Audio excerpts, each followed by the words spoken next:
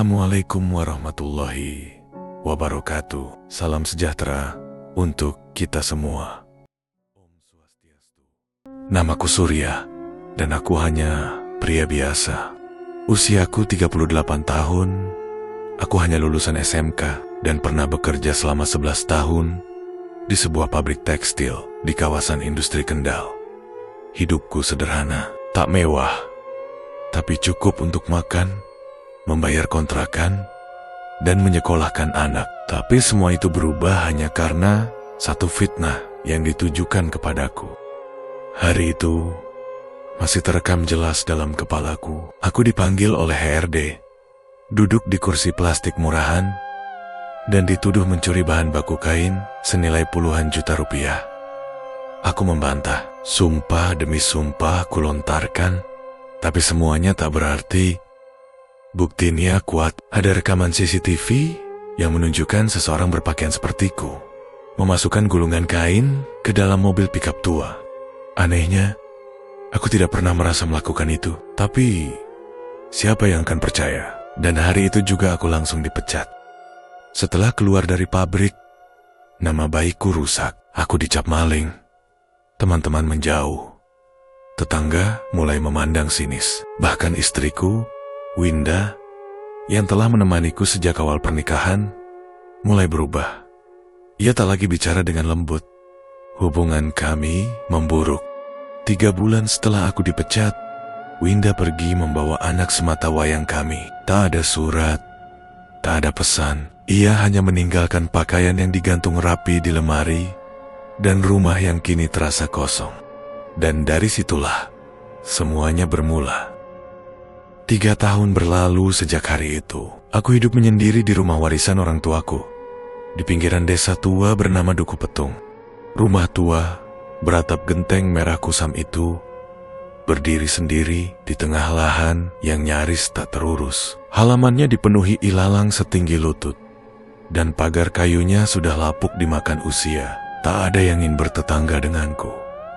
Tidak karena aku jahat, tapi karena mereka percaya orang sepertiku membawa sial.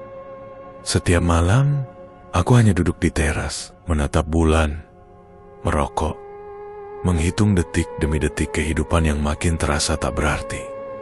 Dendam mulai tumbuh dalam diam. Dendam kepada orang-orang yang telah menjatuhkanku, kepada hidup yang terasa tak adil, dan kepada dunia yang seakan menolakku tanpa alasan.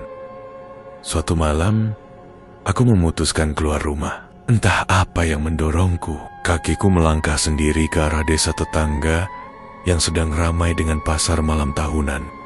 Di sana, orang-orang berkumpul, tertawa, dan berbelanja. Dunia yang terasa asing bagiku, tapi di antara hiruk-pikuk itu, mataku menangkap satu sosok yang berbeda. Seorang lelaki tua, berpakaian serba hitam, berdiri diam di bawah lampu Petromax. Tubuhnya kurus tinggi, kulitnya keriput, dan matanya tajam, seperti menembus siapapun yang menatapnya. Ia tidak menjajakan dagangan, tidak berbicara, tapi entah mengapa, pandangannya seperti memanggilku. Aku pun mendekatinya, dan ia tersenyum pelan. Kau kenapa? Kau seperti membawa luka yang sangat dalam, Katanya tanpa basa-basi. Aku pun terdiam, jantungku berdegup pelan. Lelaki itu tidak menanyakan nama, tidak menanyakan asal. Ia langsung tahu isi pikiranku, tahu rasa kecewa dan amarah yang kupendam. Apa kau ingin hidupmu berubah? Ingin mereka semua tunduk padamu? Ingin dihormati atau ditakuti? Tanyanya lagi. Aku mengangguk pelan. Lelaki itu kemudian mengajakku duduk di warung kopi tua di pinggir pasar. Warung itu sepi, gelap, dan hanya diterangi satu lilin kecil. Udara di sana terasa berbeda, lebih dingin, lebih berat. Ia memperkenalkan dirinya sebagai Mbah Renggah. Saya bisa membantumu, tapi jalannya tidak mudah. Bukan untuk orang lemah. Kau harus kuat, kau harus siap, katanya sambil menyulut rokok kretek. Aku menatap matanya. Tak ada keraguan di sana, hanya keyakinan yang mematikan. Barengga mengeluarkan selembar kertas lusuh dari dalam tas kulitnya. Di dalamnya tertulis aksara Jawa kuno dengan gambar pohon randu dan simbol-simbol aneh di sekelilingnya. Di bagian bawah terdapat kalimat dengan huruf Latin. Tirakat 7 malam Jumat Kliwon. Puasa mutih, tidak mandi, tidak bicara, tidak tidur. Tempat, hutan Jatiselo. Pohon randu, alas yang terbelah 2. Mulai Jumat Kliwon terdekat. Baca mantranya, ikuti semua syaratnya, jangan sekalipun melanggar. Jika kau berhasil, semua akan berubah. Dunia akan membungkuk di hadapanmu.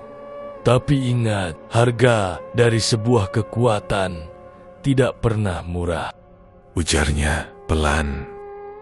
Aku pulang malam itu membawa kertas tirakat dalam kantong baju.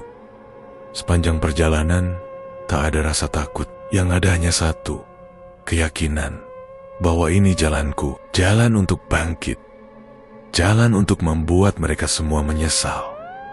Aku tahu tirakat bukan hal ringan, tapi hidupku sudah cukup menderita.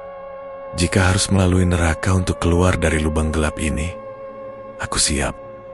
Pagi harinya, aku membersihkan rumah, membakar dupa, menyiapkan beras putih, dan air matang untuk bekal puasa mutih. Malam Jumat Kliwon tinggal 3 hari lagi. Aku tidak memberitahu siapapun. Tak ada yang peduli juga. Di sore hari sebelum keberangkatan, aku berjalan ke belakang rumah dan berdiri lama di depan foto keluarga. Foto usang yang diambil sebelum semuanya hancur.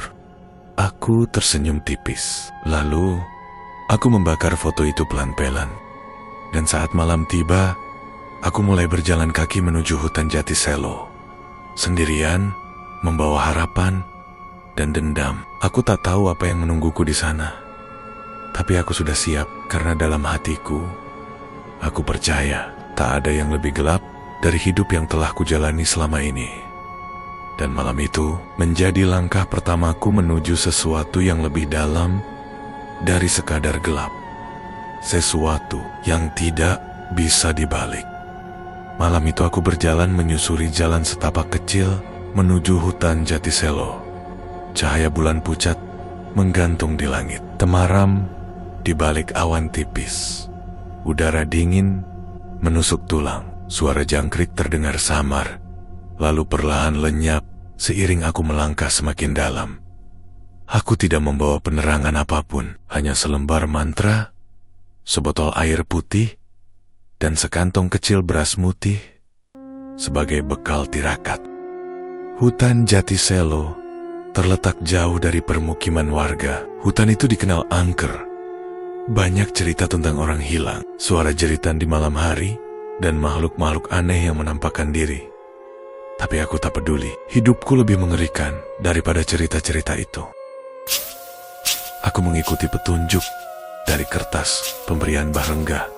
Jalan menuju pohon randu alas itu seperti tak berujung. Akar pohon melintang, ranting-ranting menusuk ke wajah, dan semak-semak bergerak sendiri seperti tangan yang mencoba menggenggam kakiku. Setelah 1 jam berjalan, aku sampai di sebuah pohon besar. Pohon itu berdiri kokoh di tengah hutan, menjulang tinggi dengan batang terbelah, seperti luka terbuka dari bawah ke atas. Daunnya rimbun, dan dari sela-sela dahannya keluar suara seperti napas panjang yang berat. Di bawahnya, tanahnya kering retak, dan ditumbuhi rumput aneh berwarna keunguan. Aku tahu, inilah tempatnya. Tanpa banyak bicara, aku duduk bersila. Kuhamparkan kain lusuh sebagai alas, lalu kuletakkan botol air dan beras di sisi kanan. Aku menarik napas panjang, lalu kubaca mantra dengan suara lirih dan perlahan. Malam pertama tirakat pun dimulai. Malam itu sunyi, sangat sunyi. Bahkan suara hewan malam seperti lenyap di telan hutan. Aku duduk bersila dengan mata terpejam, membaca mantra secara berulang. Aku merasakan hawa di sekitar berubah. Dingin, menekan, seperti ada sesuatu yang mengawasiku dari balik kegelapan. Sekitar tengah malam, aku mendengar suara dedaunan bergesek, seperti seseorang berjalan pelan mengelilingiku. Tapi tak ada yang terlihat. Aku menahan rasa takut. Mantra tetap kulantunkan, tapi jantungku berdetak makin kencang. Suara itu berhenti, udara tiba-tiba jadi hangat, tapi bukan hangat yang nyaman. Lebih mirip napas hangat dari seseorang yang berdiri sangat dekat, tepat di belakangku. Aku tak berani menoleh. Mantra tetap kulanjutkan. Tak lama, semua kembali hening. Pada malam kedua, perasaanku mulai berubah. Badanku lemas. Puasa mutih mulai terasa di tubuh. Tenggorokanku kering. Aku hanya meneguk sedikit air, lalu kembali membaca mantra. Saat aku duduk dan mata mulai terbiasa dengan kegelapan, tiba-tiba aku mendengar suara tangisan.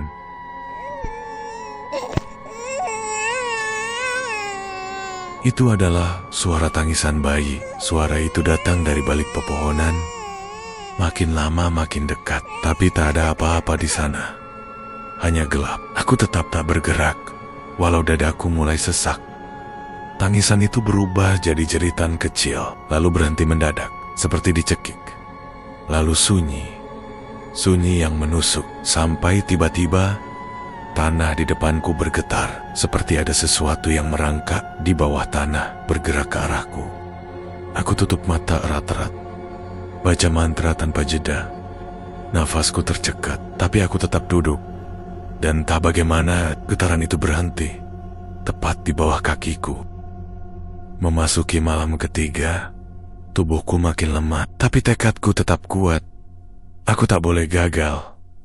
Malam itu, suasana makin berat, udara lebih dingin dari biasanya. Bau busuk menyeruak dari dalam pohon randu. Bau daging busuk bercampur amis darah. Aku mulai menggigil. Tapi aku tetap duduk. Kutarik napas, baca mantra, dan fokus. Tiba-tiba, dari sela batang pohon yang terbelah, keluar kabut tipis. Kabut itu berputar perlahan, lalu muncul bayangan seperti tangan, panjang, kurus, hitam. Tangannya tidak menyentuh tanah, hanya melayang. Seperti mencari sesuatu, aku melihatnya langsung dengan mata terbuka. Tapi, aku tak bergerak. Jika aku lari, semua akan sia-sia. Tangan itu mendekat ke arahku, lalu berhenti beberapa jengkal dari wajahku. Ia diam, tidak bergerak, tapi aku bisa merasakan hawa panas dari sosok itu. Tak lama kemudian, tangan itu menarik diri, dan kabut pun lenyap, masuk kembali ke dalam pohon. Aku menghela napas panjang, lalu lanjutkan mantra sampai subuh. Pada malam keempat, aku hampir pingsan karena lemas. Tapi aku tetap bertahan. Suara-suara mulai bicara langsung ke dalam pikiranku. Bukan dari luar, tapi seperti berbicara di dalam telinga batin. Sudah cukup, pulanglah. Mereka sudah tahu namamu, atau kau akan mati di sini. Suaranya berat, seperti dari kerongkongan orang sekarat. Aku menutup telinga, tapi suara itu tetap masuk, terus mengganggu, menyusup ke dalam pikiranku. Tapi aku terus membaca mantra. Tubuhku mulai gemetar, tangan dan kaki dingin, tapi aku bertahan. Aku tahu, malam keempat adalah titik tengah. Jika aku bisa melewatinya, aku bisa teruskan sampai akhir. Dan aku berhasil. Memasuki malam kelima, aku melihatnya. Sosok perempuan berjubah putih, berdiri, membelakangiku. Jaraknya sekitar 5 meter.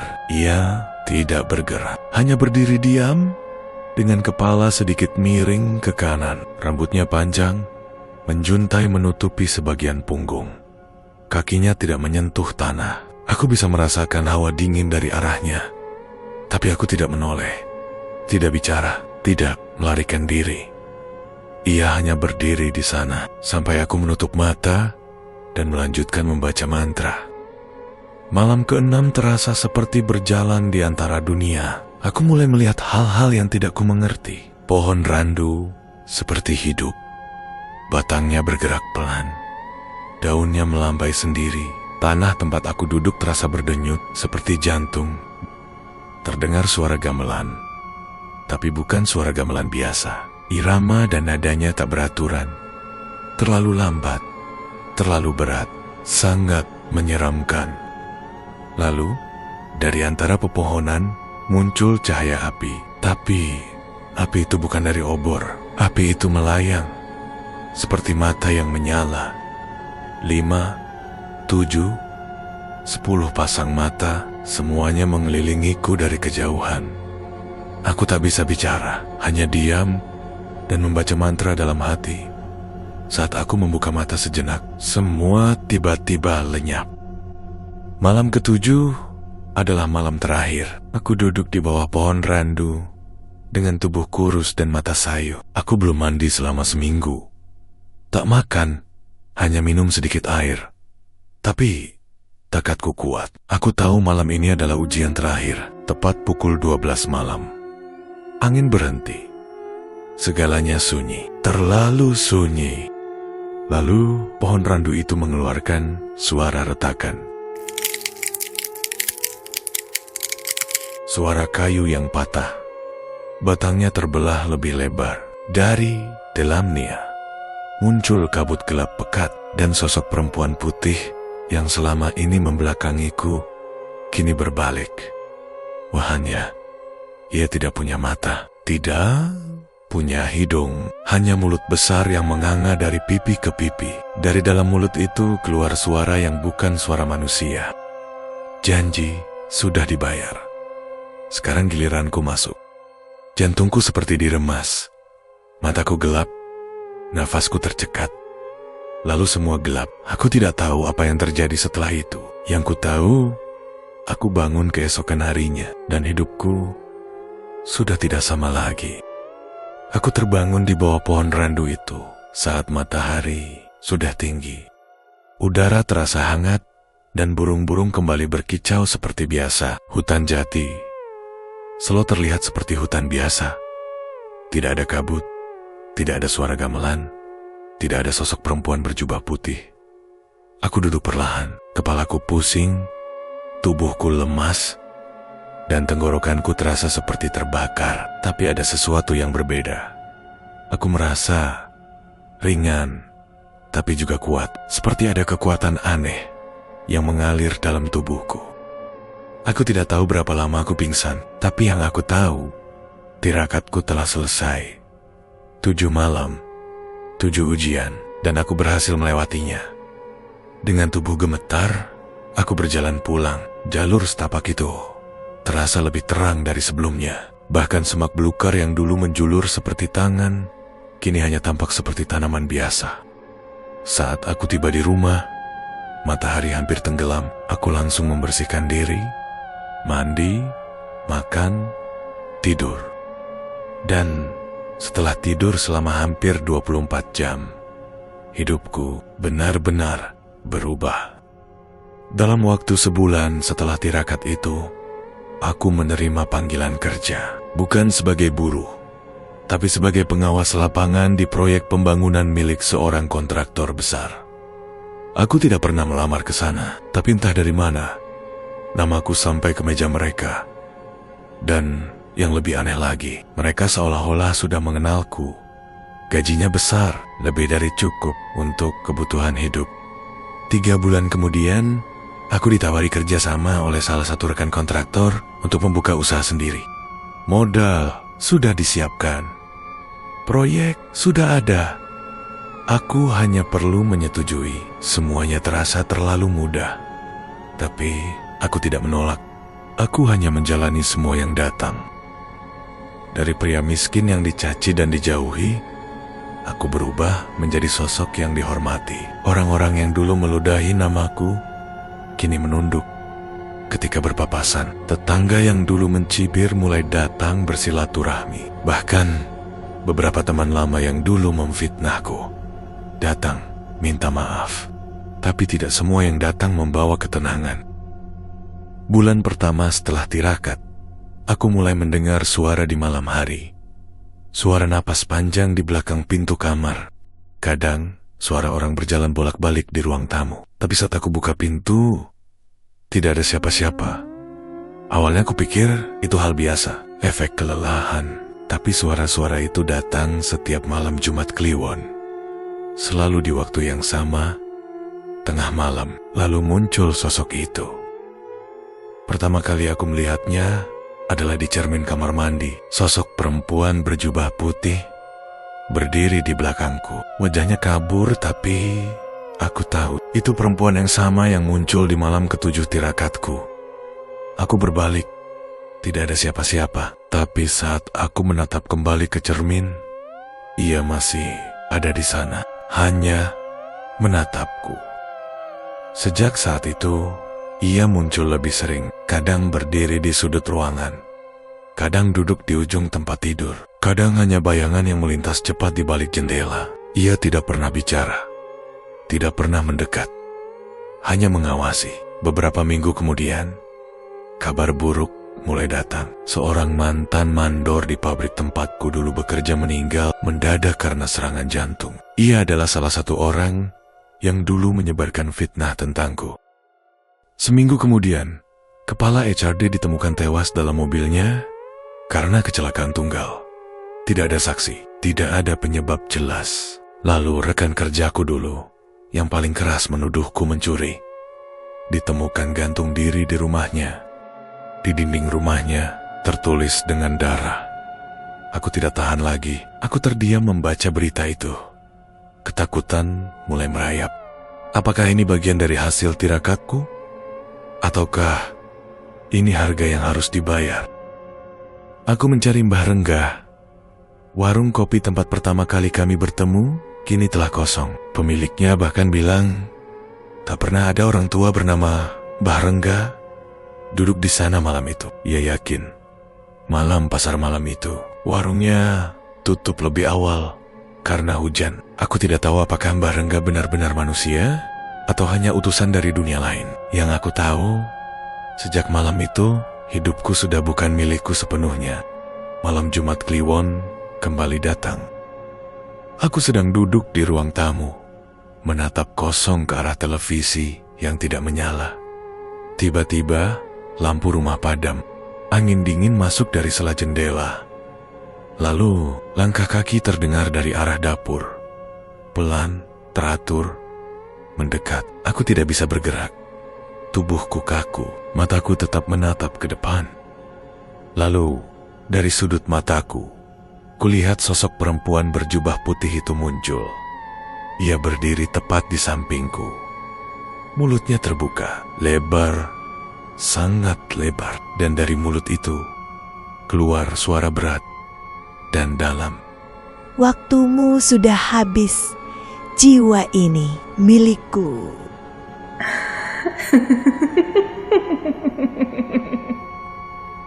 Tubuhku langsung berat. Dada seperti ditindih beban besar. Napasku pendek. Dunia di sekitarku mulai gelap. Lalu aku terbangun. Tapi bukan di tempat tidurku. Aku berada di dalam ruangan sempit yang dingin dan lembab. Tidak ada jendela, tidak ada pintu, hanya tembok-tembok batu dan suara tetesan air. Di depanku, perempuan itu duduk, menatapku dengan mata yang kini mulai terlihat hitam, kosong, dalam. Aku tidak tahu apakah aku masih hidup atau hanya tubuhku yang tinggal. Dan jiwaku telah ia bawa pergi. Beberapa hari kemudian, rumahku ditemukan kosong. Usaha yang sempat maju itu mendadak tutup. Warga tidak tahu kemana aku pergi. Tidak ada jejak, tidak ada pesan. Hanya lampu ruang tamu yang menyala terus-menerus, meski listrik sudah diputus. Beberapa orang yang pernah bekerja denganku mengaku bermimpi buruk. Bertemu perempuan putih yang menangis di dalam rumah itu. Mereka pun tidak berani lewat depan rumahku, apalagi masuk. Rumah itu kini dibiarkan kosong, dan pohon randu, alas tempat aku bertirakat dulu, konon mulai mengeluarkan bau amis setiap malam Jumat Kliwon. Sebagian warga percaya, Surya tidak benar-benar pergi. Ia hanya telah memenuhi janjinya, dan jiwanya telah dibayar.